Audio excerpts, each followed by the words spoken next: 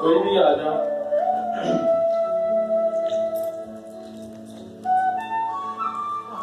हरि ओम। दीपो ज्योतिर्परब्रह्म दीपो ज्योति जनार्दन दीपो हरतु मे पापम पूजा दीप नमोस्तुते। शुभं भवतु कल्याणं आरोग्यं सुख संपदम् आत्मज्योति प्रकाशाय दीप ज्योतिर्नमोस्तुते। दीप ज्योतिर्नमोस्तुते। हरि ओम।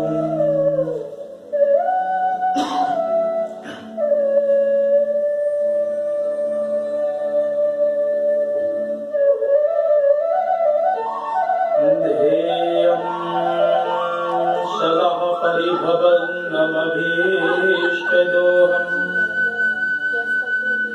तीर्थास्पदं श्रीविरञ्जनुतं शरण्यम्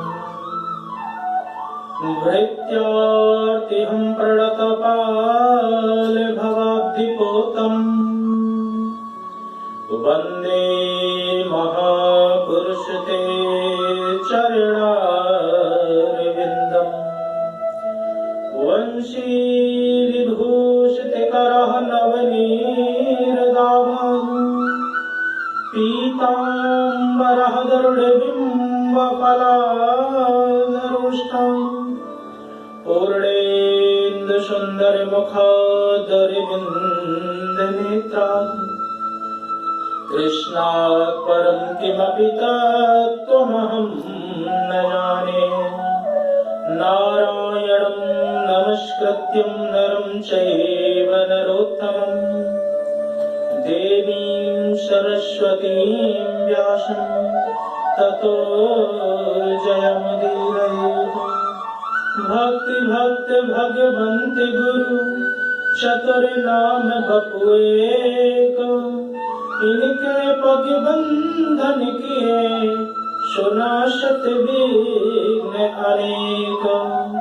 ठाकुर हमें न भूलियो चाहे लाख लोग मिल जाएं। तुम परयसी हम बहुत हैं तुम्हें छोड़ कहाँ जाएं। सब द्वार में को छाड़ के आयो तेरे द्वार। हे यशोमती के लाडले जरा मेरी ओर निहारो। आइए हनुमंत विराजिए कथा कहूँ मत ही अनुसार। प्रेम भरी गादी धरो शोभिराजिए पवन कुमार। शोभिराजिए पवन कुमार। बोल कृष्ण कन्हैया लाल की जय। राजा रामचंद्र भगवान की जय। एकादशी महारानी की जय। अम्बे मात की जय। सभी देवी देवताओं की जय। जय जय श्री राधे। जय जय श्री राधे। जय जय श्री राधे श्याम। परम मंगल में परात्पर अकारण करुणालय भक्त बादशाह कल्पतरु तदिंदित विनिंदित श्री बालकृष्ण लाल के पाद पद्मों में प्रणाम करते हुए आए हुए समस्त भगवत चरणानुरागी भक्त वृंद एवं भक्तमती माताएं बहनें सभी का मंदिर की ओर से बहुत बहुत धन्यवाद। आज हम एकादशी की कथा में प्रवेश करेंगे, जो कि एकादशी बरूथनी एकादशी के नाम से जानी जाती है। इस एकादशी की विशेष कोई कथा तो नहीं है, सिर्फ और सिर्फ इसके नियम और इसको करने से क्या पुण्य मिलता है, क्या प्रभाव होता है, उन्हीं सब विचारों पर बातें की गई हैं। कथा यद्यपि जितनी भी एकादशियां हैं उनमें से सबसे छोटी एकादशी की कथा आती है। तो अब हम एकादशी महारानी की कथा में प्रवेश करें। भगवान श्री कृष्ण युधिष्ठिर जी को सभी एकादशियों की कथा सुना रहे थे। कामदा एकादशी की कथा सुनाने के तत्पश्चात युधिष्ठिर जी के मन में प्रश्न हुआ कि जो वैशाख मास के कृष्ण पक्ष में एकादशी आती है, इस एकादशी का क्या नाम है, इसके करने से जीव को क्या लाभ मिलता है और इस एकादशी को क्यों करना चाहिए। भगवान ने कहा कि इस एकादशी का नाम बरूथनी एकादशी है। इस एकादशी को जो भी व्यक्ति विधि विधान से करता है उसके समस्त पाप ताप संताप सभी नष्ट हो जाते हैं और अंत में वह स्वर्ग लोक को भी प्राप्त करता है। क्योंकि कोई भी व्रत करो, अनुष्ठान करो, यदि उसके बारे में हमें ज्ञान नहीं होगा, पूरी तरह यदि हम उसके बारे में जानते नहीं होंगे तो हमारी उसके प्रति निष्ठा भी नहीं होगी। और विधि विधान जाने बिना तो कोई भी काम हो भी नहीं सकता। एक किसान था, हल जोत करके अपना गुजारा किया करता था। वहीं से एक साधु निकले। उन्होंने देखा कि ये बेचारा गरीब व्यक्ति अपना जैसे तैसे गुजारा करता है, तो साधु ने दया करके उसको मणि दे दी, जो कि पारस मणि के नाम से जानी जाती थी। जब वो पारस मणि दे दी और देकर के साधु चले गए, 5 साल के बाद में दोबारा साधु वहीं पर आए तो देखा वो व्यक्ति अभी भी हल चला रहा था। पूछा कि अभी भी हल चला रहे हो? हाँ महाराज जी, आपकी कृपा से गुजारा हो जाता है, मेहनत करते हैं। बोले हमने जो वो तुम्हें एक वस्तु दी थी, हाँ महाराज जी, मैंने बहुत अच्छी तरह उसको कपड़े में बांध करके रखा है और रोज सुबह शाम उसकी आरती भी करते हैं। साधु ने भी माथा पीटा। बताओ कि वो मणि का चमत्कार ये था कि यदि तुम लोहे में स्पर्श करते तो वो सोने के रूप में परिवर्तित हो जाती, और तुमने उसको बांध करके रख दिया। इसलिए यदि हमें किसी भी वस्तु के बारे में विशेष ज्ञान जब तक पूरी तरह नहीं हो जाता है तब तक वो हमारे उपयोग की नहीं होती है। इसी प्रकार से यदि हम कोई जाप, अनुष्ठान, मंत्र आदि शुरू करते हैं तो उन सब का विधि विधान हमें पहले ही दिया जाता है। इसी प्रकार से भौतिक चीजों में यदि देखें तो कोई भी मशीन होती है तो मशीन के साथ में उसको चलाने की गाइड भी देते हैं, क्योंकि बिना जानकारी के आपको वो चीज व्यर्थ है। इसलिए जानकारी बहुत होनी चाहिए। तो इसलिए युधिष्ठिर महाराज जी कथा का प्रभाव पूछते हैं, इस कथा का प्रभाव क्या है। क्योंकि जब प्रभाव उनको पता चलेगा तो उनकी निष्ठा और दृढ़ हो जाएगी और मजबूत हो जाएगी। तो भगवान कहते हैं कि इस बरूथनी एकादशी के दिन भगवान विष्णु एवं मां लक्ष्मी जी की विधि विधान से पूजा की जाती है। पूजा के दौरान जो कथा एकादशी की होती है उस एकादशी की कथा का भी पठन पाठन किया जाता है, क्योंकि व्रत की कथा सुने बिना उसका फल पूर्ण नहीं होता है। कथा का मतलब है कि क्या कहा गया है, क्यों कहा गया है और जो कहा है उसके पीछे क्या कारण है। सभी का एक सार तत्व निकाल करके कथा बनाई जाती है। इसलिए कथा को पढ़ना सुनना बहुत जरूरी है। बिना कथा सुने एकादशी के व्रत का पूरा लाभ व्यक्ति नहीं प्राप्त कर सकता है। इसलिए कथा को सुनना भी चाहिए।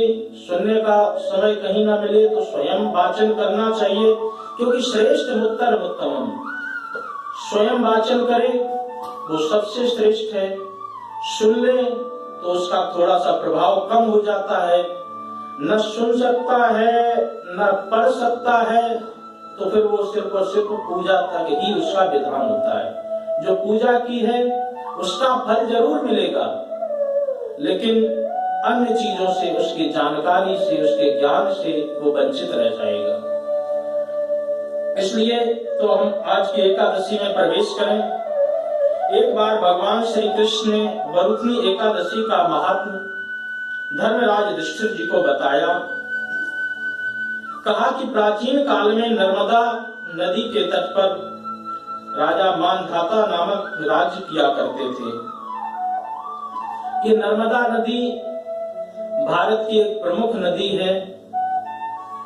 इस नदी का वर्णन चारों वेदों में अलग अलग रूप से मिलता है। रामचरितमानस में भी मिलता है, अनेक पुराणों में भी मिलता है। यहाँ तक कि कालिदास ने भी इस नदी पर बैठ करके ही रघुवंशम महाकाव्य की रचना की थी, और वहीं पर इनको सरस्वती माता जी की सिद्धि भी मिली थी। ये नर्मदा नदी मध्य प्रदेश के अमरकंटक में इसका उद्गम स्थल है, और वहां पर अनेक लोग आते हैं, आकर के उस नदी की परिक्रमा भी करते हैं। अनेक साधु लोग आते हैं, वहां बैठ के तपस्या करते हैं। अमरकंटक एक बहुत अच्छा स्थान है, ये मध्य प्रदेश में पड़ता है। तो नर्मदा नदी का विशेष महात्म्य है, क्योंकि नर्मदा नदी के बारे में ये एक यथार्थ सत्य है कि सारी नदियों का प्रभाव उत्तर से पूर्व की ओर जाता है, परंतु नर्मदा नदी का प्रभाव जो है विपरीत की ओर बहता है, वो पश्चिम की ओर बहती है। और मां नर्मदा नदी के बारे में विख्यात कहानी भी है, कथा भी है कि ये सदैव स्वर्गलोक को चली गई थी। कोड़ी को इन्होंने पति बनाया था, पूरी इन्होंने उनकी सेवा की थी। वो कथा शायद आप लोग जानते हो कि वो कोड़ी वैश्या के यहाँ जाने की जिद किया करता था, तो ये अपने पीठ पर बिठा करके उसको वहां पर ले जाती थी।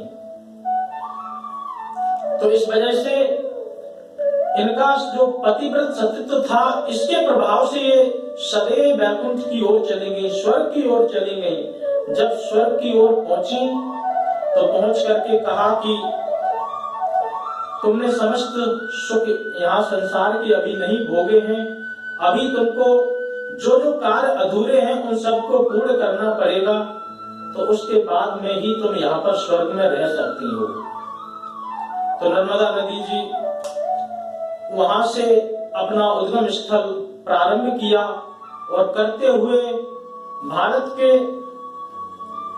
बहुत ही अच्छी जगह पर, जहां पर एक मध्य प्रदेश में उज्जैन में महाकालेश्वर के रूप में भोलेनाथ विराजमान है, परंतु नर्मदा नदी जो है वहां नर्मदेश्वर भगवान के रूप में भी अनेक शिवलिंगम का आपको दर्शन मिल सकता है। तो नर्मदा नदी के बारे में जितना कहा जाए उतना कम है, क्योंकि इनकी भी बहुत विशाल महिमा है। तो ऐसे नर्मदा नदी के तट पर राजा राज्य किया करते थे, और राज्य करने के बाद में जो भी उनको समय मिलता था वो जंगल में जाकर के तपस्या किया करते थे। पहले के जो राजा हुआ करते थे वो राज्य करने के साथ साथ तपस्या भी किया करते थे। आज की बात अलग है, अब तो वो राज्य वाला सिस्टम ही नहीं रहा, और जिनको तपस्या करना चाहिए वो तपस्या छोड़ करके राजभक्ति में घुसे हुए हैं।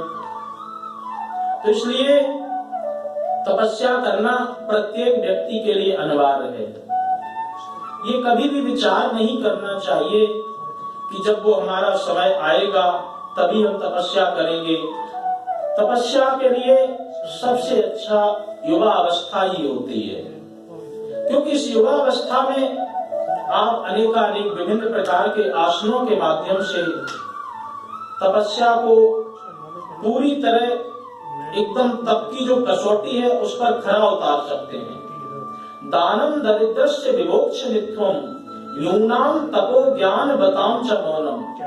युवा अवस्था का तप, दरिद्र का दान और जो दरिद्री लोगों की सभा है, इनका आपको कोई भी ऐसा वो नहीं दिखाई देता है, परंतु युवा अवस्था में जो तप है वो बहुत ही दुर्लभ है। जितना युवा अवस्था में तप किया जाएगा उस तप का अनेक प्रकार का आपको लाभ मिलेगा, क्योंकि आयु के बारे में आपको बहुत ज्यादा पता नहीं है कि कितने दिन तक आपकी आयु रहती है। इसलिए बार बार विचार करना चाहिए। प्रहलाद जी कहते हैं, कौमार आचरित प्राज्ञो, भजन करने के लिए, भगवान की भक्ति करने के लिए आपको युवा अवस्था की अति आवश्यकता है। युवा अवस्था में यदि आप भक्ति भाव भजन सब कुछ शुरू कर देते हैं तो आगे धीरे धीरे चलते चलते जब आपकी वो अवस्था आ जाती है जिसमें आप कोई भी इस प्रकार का कार्य नहीं कर पाते हैं, तो वहां पर ये युवा अवस्था का किया हुआ तप ही आपको सहयोग करता है। जन्म जन्म मुनि जतन कराई, अंत राम कह आबत नाई। जो जिंदगी भर राम राम राम की माला जपते रहे, अंत में उनके मुंह से भी राम शब्द ठीक से नहीं निकल पाता है। इसलिए व्यक्ति को क्या करना चाहिए कि अभी से अभ्यास करता रहेगा तो उस समय उसका ये अभ्यास वहां पर काम आ जाएगा, क्योंकि आयु का कोई निश्चित विधान नहीं है। इसीलिए साधु संत लोग कहते हैं, क्षण भंगुर जीवन की कल का, कल प्रात को जान खिली न खिली। मलयागिर की शुच शीतल मंद, सुगंध समीर चली न चली। कल काल कुठार लिए फिरता, तन नम्र पे चोट झिली न झिली। भजले हरि नाम अरी रसना, फिर अंत समय तू हिली न हिली। इसलिए किसको पता है, कौन जानता है कि परमात्मा की भक्ति का आज हमें जो शुभ अवसर मिल रहा है ये आगे हमें मिलेगा कि नहीं मिलेगा। इसलिए प्रयास करते रहना चाहिए, क्योंकि हमेशा विचार करना चाहिए परमात्मा की भक्ति के लिए। तो इस प्रकार से मानधाता जी तपस्या किया करते थे। वहीं पर जंगल में एक भालू आया और भालू ने आकर के देखा कि कोई व्यक्ति वहां पर बैठा है, तो आकर के पहले उन पर हमला किया। हमला करने के बाद में उनके तलवों को चाटने लगा। भालू की जीभ कांटेदार होती है और जिसके भी वो तलवे चाट लेता है तो उसमें से खून निकलने लगता है, पर वो व्यक्ति चल नहीं पाता। भारत में अनेकानेक इस प्रकार की जंगल में घटनाएं होती हैं। एक तो भालू कामुक प्रवृत्ति का होता है। दो स्त्रियां जंगल में जाती हैं तो पहले उन पर हमला करके उनके तलवे चाट करके उनको अपनी गुफा में ले जाता है, क्योंकि वो वहां से जा नहीं सकती। इस प्रकार से जब तलवे चाट लिए तो राजा मानधाता चलने में असमर्थ हो गए। जब खींच करके भालू उनको अपनी गुफा में ले जाने लगा तो उन्होंने देखा कि कोई भी नहीं है, तो उन्होंने जोर जोर से भगवान का स्मरण किया, भगवान को पुकारा। भगवान पुकार सुन करके तुरंत अपने गरुड़ पर सवार होकर के आए और आकर के अपने चक्र से भालू का सिर छलन कर दिया और राजा मानधाता को भी बचा लिया। बोल भक्त वत्सल भगवान की जय। इस प्रकार से राजा मानधाता ने बहुत विधिवत भगवान की प्रार्थना की। प्रार्थना करने के बाद में मनी मन अपने आप को बहुत धन्यवाद दिया कि भगवान की बड़ी कृपा है, आज भगवान की कृपा से हम बच गए। इसी प्रकार की कथा श्रीमद् भागवत महापुराण में भी आती है, जो कि गजेंद्र मोक्ष के नाम से है। पूरी तरह यही इस प्रकार की कथा है कि एक जलाशय था, वहां पर मगर निवास किया करता था। हाथी हथनियों का झुंड जाकर के उस जलाशय में खूब नहाता था। एक दिन क्या हुआ, जब हाथी ने अपने पैरों से उस तालाब में बहुत हलचल मचाई तो मगर को क्रोध आ गया। जैसे ही मगर को क्रोध आया तो आकर के तुरंत हाथी का पैर पकड़ लिया। जब हाथी का पैर पकड़ा तो पहले हाथी सोचने लगा कि ये तो छोटा सा जंतु है, हमसे तो बड़े बड़े शेर भी भय खाते हैं, तो ये हमारा क्या कर लेगा। तो कभी मगर खींच करके थोड़ा सा ले जाने लगा, तो कभी हाथी उसको लेकर के बाहर आने लगा। तो ऐसे धीरे धीरे खेल करने लगे। उसके बाद में जब देखा कि हाथी की ताकत धीरे धीरे कम पड़ने लगी और मगर की ताकत बढ़ गई,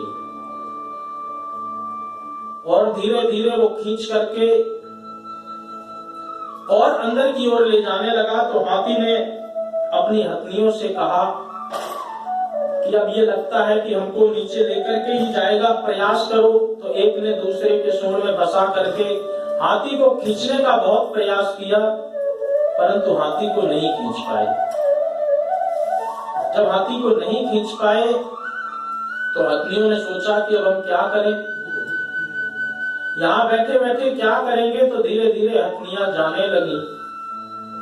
जब हथनियां जाने लगी तो हाथी ने बहुत उनको रोकने का प्रयास किया।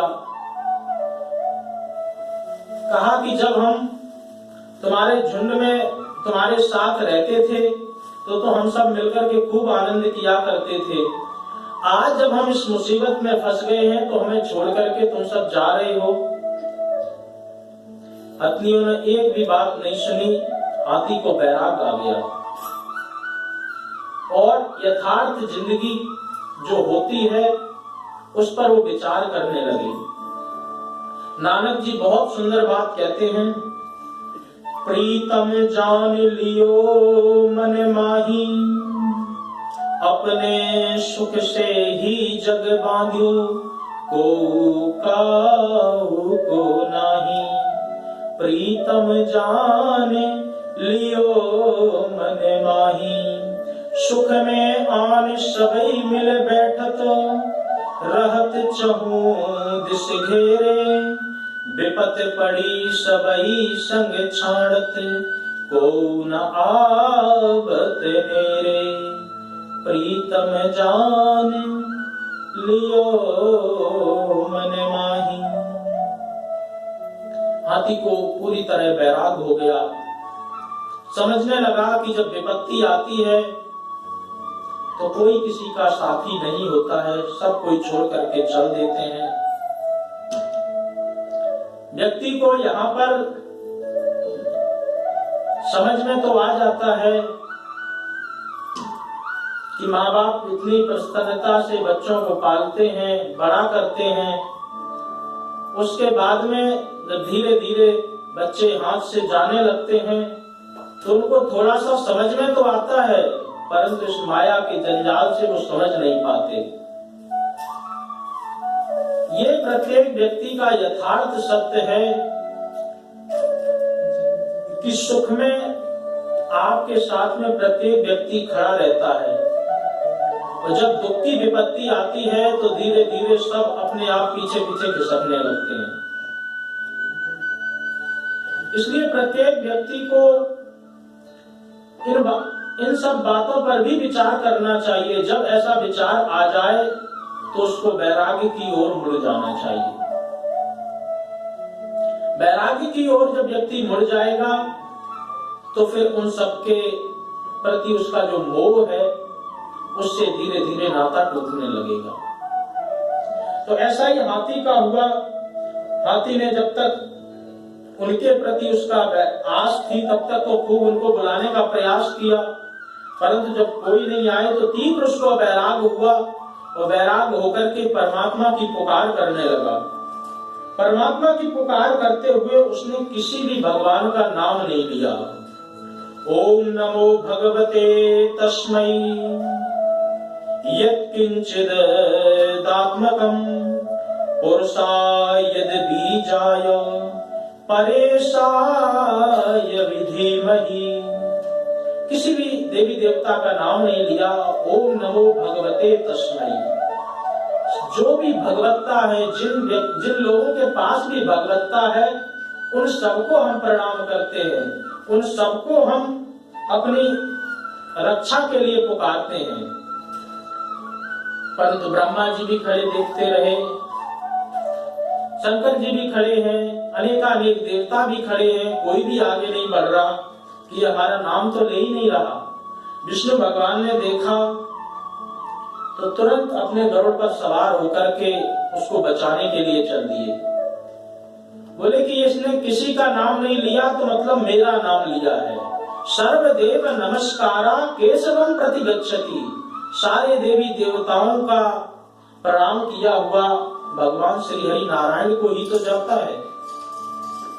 अनेकानेक कथाओं में देखो कि भगवान ने ये रूप धारण किया, भगवान ने इनके रूप में अवतरित हुए। तो सारा जितना भी ये देव कुटुंब है, इनका जो मूल वृक्ष है ये भगवान विष्णु जी ही है। सृष्टि की प्रक्रिया भी देखें तो भगवान विष्णु जी के नाभि कमल से ब्रह्मा जी का प्राकट होता है। ब्रह्मा जी के माध्यम से अनेकानेक सृष्टि की रचना होती है। तो मूल में तो भगवान विष्णु जी ही हैं। तो भगवान विष्णु अपने रथ पर, अपने गरुड़ पर सवार हुए और सवार होकर के तुरंत एक क्षण में ही वहां पर पहुंच गए और पहुंच करके अपने सुदर्शन चक्र से उस मगर का शिरोच्छेदन कर दिया और हाथी को सहज ही बचा लिया। जैसे ही हाथी को बचाया तो हाथी मन ही मन में भगवान का धन्यवाद करने लगा, क्योंकि कुछ बोल तो सकता नहीं। तो मन ही मन में हाथी ने बहुत अनेकानेक प्रकार के श्लोकों से भगवान का धन्यवाद किया। सुखदेव जी महाराज उन श्लोकों का भावार्थ त्रिकालदर्शी थे, तो सबके मन में भी जाकर के पहचान सकते थे। तो उन्होंने सभी श्लोकों का विधिवत वर्णन भी किया है। तो अनेकानेक श्लोकों से भगवान का धन्यवाद किया और भगवान वहां से अंतर ध्यान हो गए।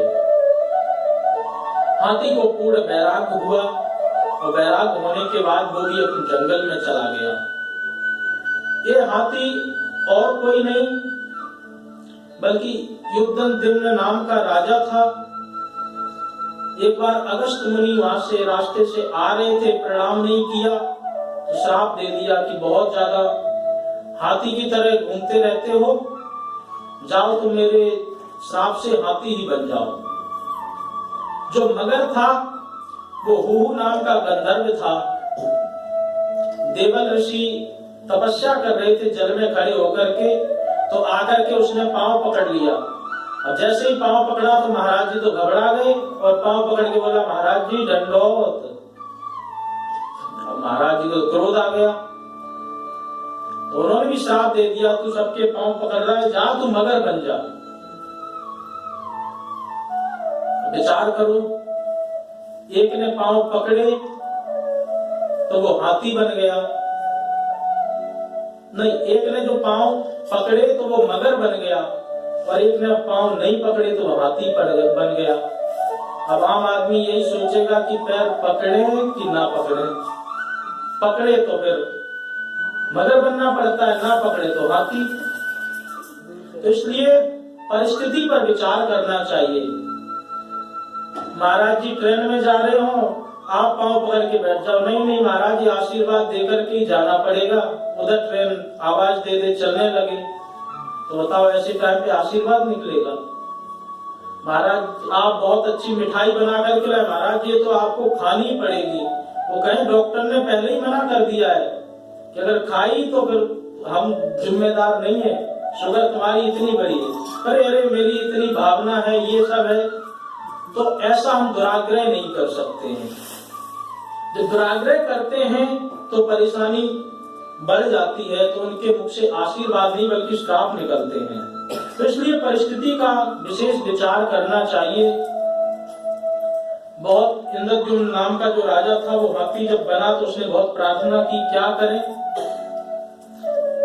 आप हमें क्षमा कर दीजिए। तो अगस्त्य मुनि ने कहा कि अब हमारा श्राप तो व्यर्थ नहीं हो सकता है, जाओ तुम्हारे पूर्व जन्म के संस्कार होंगे, वो संस्कार तुम्हारे जीवित रहेंगे और तुम्हें परमात्मा का दर्शन होगा।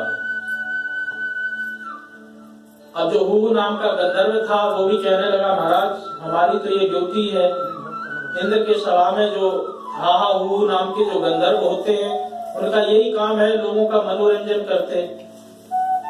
जैसे चार्ली चैपलिन हुआ करता था, वो भी लोगों का मनोरंजन कराया करता था, उसी प्रकार से ये इंद्र की सभा के जो दानव होते हैं या जो गंधर्व होते हैं उनका यही काम होता। तो देवल ऋषि ने कहा कि श्राप तो व्यर्थ नहीं जाएगा, ऐसे ही काम करते रहो, सबके पैर पकड़ते रहो, एक दिन तुम्हारी मुक्ति हो जाएगी। तो तभी से पैर पकड़ते पकड़ते आज भगवान ने कृपा की तो इसकी मुक्ति हो गई। इस पर एक संत बहुत अच्छा विचार करते हैं और एक दोहा लिखते हैं। उस दोहे का अर्थ यदि ठीक से कर लिया तब तो आपका काम बन जाएगा, यदि अर्थ ठीक से नहीं किया तो फिर आपके ऊपर ही छोड़ते हैं। पहले दोहा सुनो। पाप करें प्रभु जी मिले और पाप करें सुख होए, पाप करे भक्ति मिले, सो भैया पाप करो सब कोई। सुनने में तो अटपटा लग रहा, लेकिन अर्थ उतना ही जोरदार है इसका। पा माने होते हैं पांव, पा पकड़े, पांव पकड़े तो क्या मिले, प्रभु जी मिले। पाप ऐसे लगाते जाओ, पा पकड़े पांव पकड़े प्रभु जी मिले, पांव पकड़े सुख होए, और पांव पकड़े भक्ति मिले, पांव पकड़े सुख होए, मुक्ति होए। इसलिए पा माने पांव, गांव की भाषा में पा लागे पंडित जी ऐसे बोलते, तो पांव होते हैं। तो इसलिए इसका अर्थ बहुत अच्छी तरह करें तो पा पकड़े, परमात्मा के पांव पकड़ो। या फिर इस कथा के माध्यम से ये समझाना चाहते हैं कि परमात्मा तक पांव नहीं पहुंच सकते हो तुम, तो परमात्मा के भक्तों के पांव पकड़ो, और भक्तों से पहले तुम्हारी मुक्ति हो जाएगी। मगर की मुक्ति पहले हुई, हाथी की बाद में। तो इसलिए परमात्मा तक यदि नहीं पहुंचते हो तो परमात्मा के जो भक्त हैं उनके पैर पकड़ने का प्रयास करो। जब उनके पैर पकड़ लोगे तो परमात्मा के साथ में आपका कनेक्शन जुड़ जाएगा। तो परमात्मा के साथ में जब आपका कनेक्शन जुड़ जाएगा तो आपकी मुक्ति हुए, उसमें कोई भी संदेह रह ही नहीं सकता, आपकी मुक्ति हो ही जाएगी। तो इसलिए इसी प्रकार की कथा आज की एकादशी में भी थी कि ऐसे करके राजा मानधाता ने भी भालू का कल्याण करवाया और अपनी रक्षा की। इसी प्रकार से मगर का भी उद्धार हुआ और भगवान ने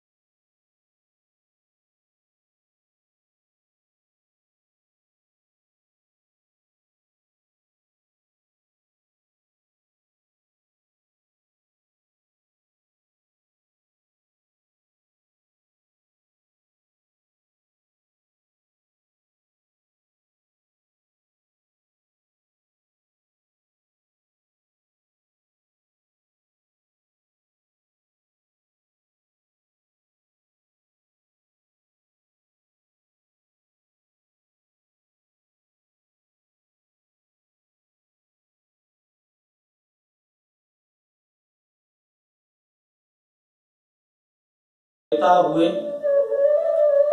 तो एक बार दिति मुनि के पास में आई, कामाज्वर पीड़ित होकर के। शाम का समय था। जब पीड़ित होकर के आई तो उन्होंने कहा कि देवी अभी शाम का समय है, ऐसा घोर तमा बेला। इस शाम के समय भगवान जी श्री भोलेनाथ इस पृथ्वी की प्रदक्षिणा करते हैं, तो इस समय केवल भगवान की भक्ति करना चाहिए। तो ऐसा कोई भी काम शाम को नहीं करना चाहिए, नहीं तो उसका भयंकर परिणाम होता। बोले क्या काम नहीं करना चाहिए? बोले वैसे तो विशेष 4 काम शाम को नहीं करने चाहिए। संध्या काले तु संप्राप्ते कर्म चत्वार वर्जयेत, आहारम मैथुनम निद्राम स्वाध्याय च विशेषता। और शाम के समय में भोजन नहीं करना चाहिए, पति पत्नी संसर्ग ना करें और सोना भी नहीं चाहिए। और इसी के साथ साथ में जो बच्चे हैं उनको पढ़ाई लिखाई भी संध्या के समय पर नहीं करनी चाहिए। परिणाम क्या होगा? आहारम जायते व्याधि, जो खाएगा वो बीमार पड़ेगा। मैथुनम दुष्ट संतति, जो संतान उत्पन्न होगी वो दुष्ट होगी। निद्राम क्षीयते लक्ष्मी, जो सोएगा रोगी को छोड़ करके, जो सोएगा शाम के समय तो उसके घर से लक्ष्मी माता का चरण होता है। और निद्राम क्षीयते लक्ष्मी स्वाध्याय विस्मरणम भवे, जो कुछ भी शाम को पढ़ा जाएगा वो बच्चे बहुत जल्दी भूल जाएंगे। इसलिए कहा जाता है कि बच्चों के लिए शाम का समय व्यायाम करने के लिए होता है, खूब खेल कूद करें। पढ़ने का जो सही समय है वो सुबह का होता है। तो इसलिए 4 काम तो बिल्कुल नहीं करना चाहिए। परंतु दिति ने एक भी बात नहीं मानी। तो कश्यप मुनि ने उनके मन को जान करके उनके संकल्प को पूरा किया। पूरा करने के बाद में जब उनको होश आया तो कहने लगी कि हमसे तो बहुत बड़ा अपराध हो गया। तो अपराध हुआ तो इसकी तुम्हें सजा भी मिलेगी। शाम के समय तुमने ये कृत्य किया है तो इसका मतलब अब तुम्हारे गर्भ से 2 आतंकवादी पैदा होंगे और इतने बड़े आतंकवादी होंगे कि पूरे ब्रह्मांड को हिलाकर के फेंक देंगे। बेचारी दिति डर गई। 100 वर्षों तक तो उन्होंने योग बल से, तप बल से अपने गर्भ को संभाल करके रखा। जब उनका आकार अंदर ही अंदर बढ़ने लगा, तपस्या की भी एक अपनी लिमिट होती है, जब आकार अपने आप जब उनका बढ़ने लगा तो 100 वर्षों के बाद में उनको जन्म देना पड़ा। जन्म देते ही योग बल से वो इतने विशाल काय हो गए कि पर्वत जैसा उनका शरीर था। और जन्म लेने के बाद में तुरंत उन्होंने देवताओं पे चढ़ाई कर दी, देवताओं को भी जीत लिया। और उनके हाथ में बहुत बल था, उनके हाथ में बाजुओं में खुजली हुआ करती थी। लड़ने वाला जब उनको कोई नहीं मिला तो वो समुद्र के अंदर घुस गए। तो समुद्र के अंदर घुस गए तो समुद्र से कहा कि आओ तो हमसे 2-2 हाथ करो। समुद्र ने भी हाथ जोड़ करके कहा कि अब हम तो बूढ़े हो चले हैं, अब हम तो ज्यादा लड़ भिड़ नहीं सकते हैं। तो 2-4 गाली देकर के समुद्र से बाहर निकल आए। बाहर जैसे ही निकले तो वहां नारद जी मिल गए। नारायण नारायण। ए बाबा क्या नारायण नारायण करता है, कुछ लड़ना भिड़ना आता है? नारद जी ने कहा लड़ना भिड़ना तो नहीं, लड़ाना भिड़ाना खूब आता है। कहा कि अच्छा तू लड़ नहीं सकता है तो लड़ाने भिड़ाने वाला ही बता दे। बोले जाओ मेरा आशीर्वाद है, घर बैठे तुम्हें लड़ने वाला मिलेगा। जब इसको कोई लड़ने वाला नहीं मिला तो हिरण्याक्ष ने क्या किया, पृथ्वी को ही इसने हरण किया और रसातल में लेकर के चला गया। उधर ब्रह्मा जी सृष्टि करने के लिए मनु शतरूपा को प्रकट कर चुके थे और वो उन्होंने कहा कि सृष्टि तो करें पर कहाँ करें, पृथ्वी का तो हरण हो चुका है। तो जब ये विचार करने लगे तो ब्रह्मा जी विचार करते ही करते उनको बड़ी जोर से छींक आई, तो उनके नासिका से ही बड़ा भगवान प्रकट हो गए। बोल बड़ा भगवान की जय। नासिका से जब छींक हुई तो बड़ा भगवान प्रकट हुए, और बड़ा भगवान प्रकट होने के बाद में नाक से अपनी सूंघते सूंघते पृथ्वी के पास में पहुंच गए, और पृथ्वी के पास पहुंच करके उन्होंने हिरण्याक्ष के साथ में बहुत युद्ध किया, और युद्ध करने के बाद में बहुत देर तक उनका युद्ध चलता रहा। जब युद्ध चलने लगा तो आपस में खूब वार्तालाप भी होने लगी। उन्होंने कहा कि ये जंगली सुअर, तेरे जैसे सुअर न जाने हमने कितने मार करके भक्षण कर लिए। तो भगवान ने भी कहा कि हाँ, हम भी तुम जैसे ग्राम सिंहों से नहीं डरते हैं। ग्राम सिंह संस्कृत का शब्द है, अगर किसी को कहा जाए तो वो समझेगा कि बहुत अच्छा हमको बोला जा रहा कि गांव में हम ही अकेले शेर हैं, बल्कि उसका अर्थ होता है कुत्ता, जो अपने गांव में तो शेर होता है और दूसरे गांव से दुम दबा करके भाग आता है। जब भगवान को वनगोचर बोला तो भगवान ने भी उसको ग्राम सिंह के रूप में संबोधित किया, और संबोधित करने के बाद में बहुत युद्ध हुआ। तो भगवान ने एक जोर से उसके कान के नीचे तमाचा मारा, तो एक ही तमाचा उसका गोविंदाय नमो नमः। हिरण्याक्ष मारा गया, पृथ्वी को लाए और लाकर के पुनः स्थापना कर दी। तो ऐसे श्री बराह भगवान ने नासिका से ही क्यों अवतार लिया, और बराह के रूप में ही क्यों लिया? क्योंकि तत्र गंधवती पृथ्वी में गंध होता है। गंध का मतलब सुगंध। हर एक जो तत्व है, 5 प्रत्येक तत्वों का अपना अपना एक प्रभाव है। जल में रस होता है, अग्नि में तेज है, वायु में स्पर्शता है, और आकाश में शून्यता का बोध होता है। तो इसी प्रकार से पृथ्वी तत्र गंधवती पृथ्वी में गंध है, और गंध का काम जो है वो नासिका से ही होता है। तो भगवान नासिका से प्रकट हुए और नाम से ही सूंघते सूंघते जाकर के पृथ्वी को ले आए, और ले आकर के पुनः स्थापना कर दी। तो ऐसे श्री बराह भगवान का आज के दिन पूजन होता है। और तुम तो कहा भगवान ने कि तुम मथुरापुरी जाओ, जाकर के यमुना में स्नान करो, और स्नान करके बराह भगवान की विधि विधान से पूजा करो। बराह भगवान की पूजा करने के बाद में उन बराह भगवान की पूजा करने के प्रभाव से तुम्हारे सभी मनोरथ पूर्ण होंगे, तुम्हारे पाप ताप संताप सभी प्रकार से नष्ट हो जाएंगे, और जो तुम अपने कल्याण की कामना चाहते हो तो बराह भगवान की कृपा से तुम्हारा कल्याण भी हो जाएगा। राजा मानधाता ने वही किया, करके मथुरापुरी गए और जाकर के वहां जमुना जी में स्नान किया। स्नान करने के बाद में बराह भगवान का पूजन किया। बराह भगवान का पूजन करने के प्रभाव से उनके सभी मनोरथ पूर्ण हुए, और पूर्ण होने के बाद में अंत को वह स्वर्ग लोक को प्राप्त होकर के जैसे ही स्वर्ग लोक में पहुंचे तो वहां देवताओं ने भी उनका स्वागत किया।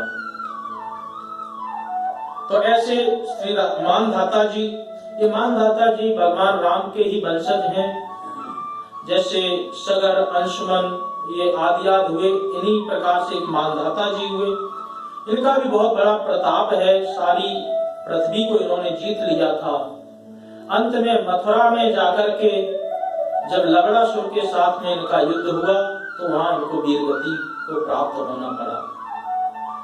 लवणासुर को शत्रुघ्न जी ने मारा था, और शत्रुघ्न जी ने अपने पूरे जीवन में सिर्फ एक ही युद्ध किया था, तो मथुरापुरी में हुआ था। वहीं का उन्होंने राजा भी राम जी ने बना दिया था, तो मथुरापुरी में शत्रुघ्न जी ने राज भी किया।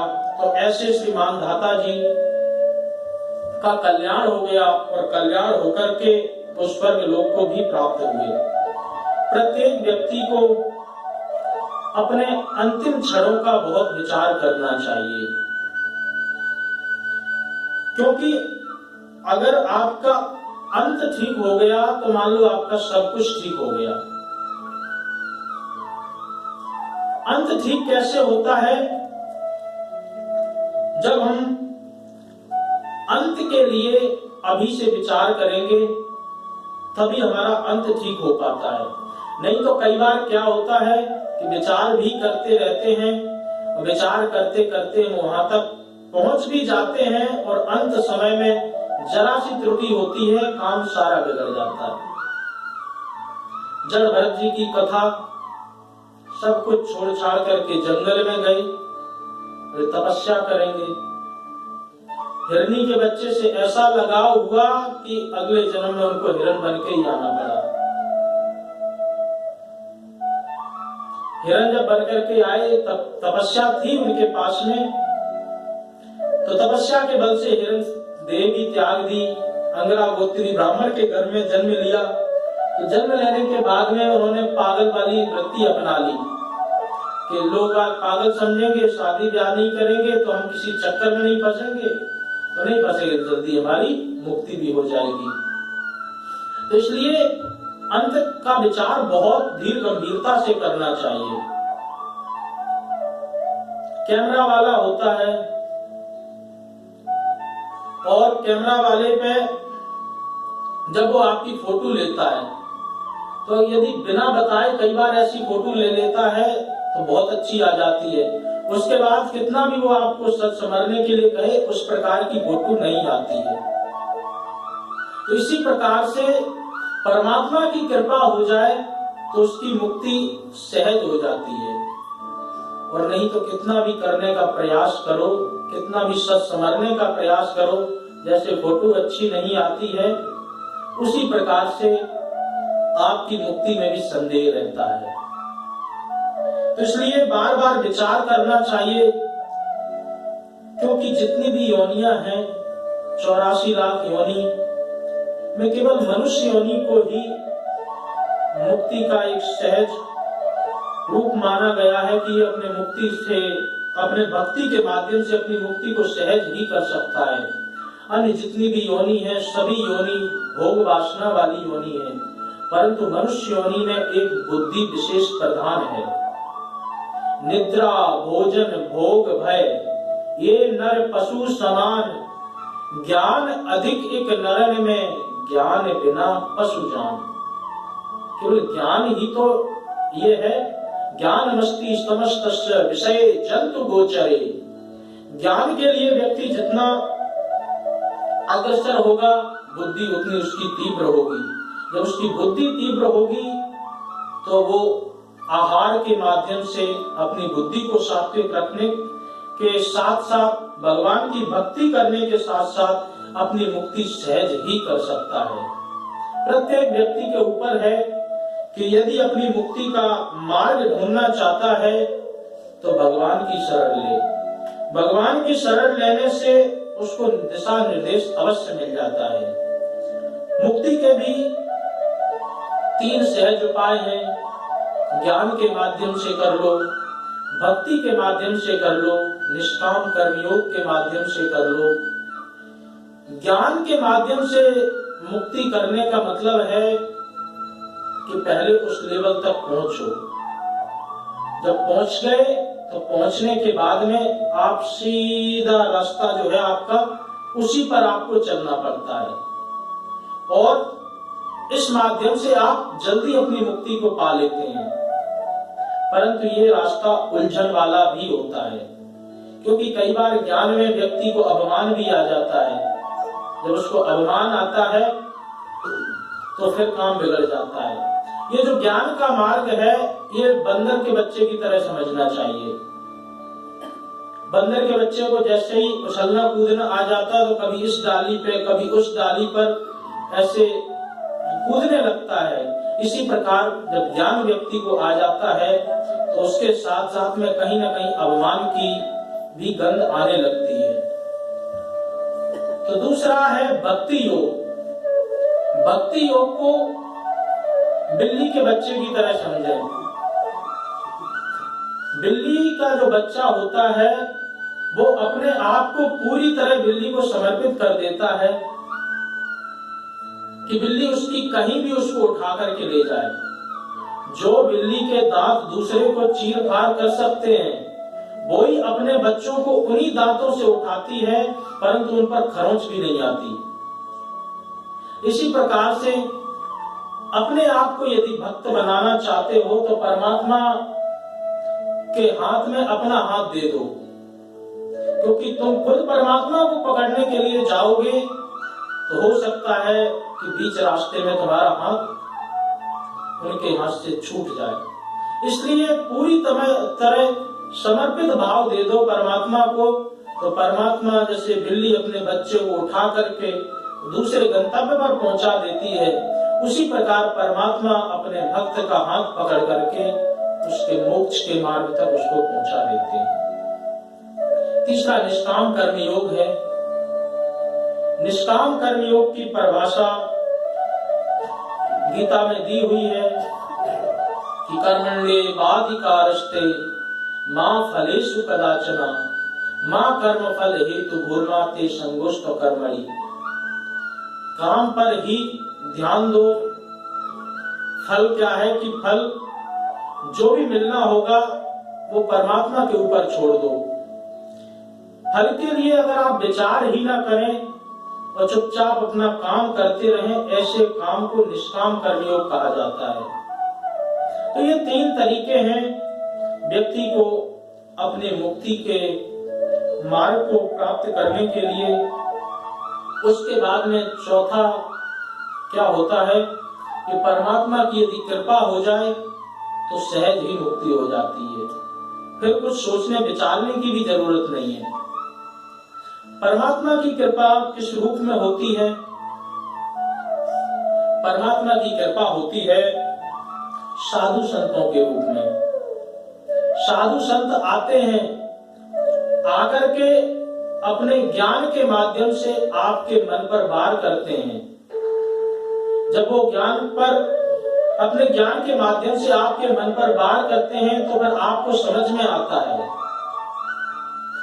एक राजा था, एक राजा के पास एक बकरा था।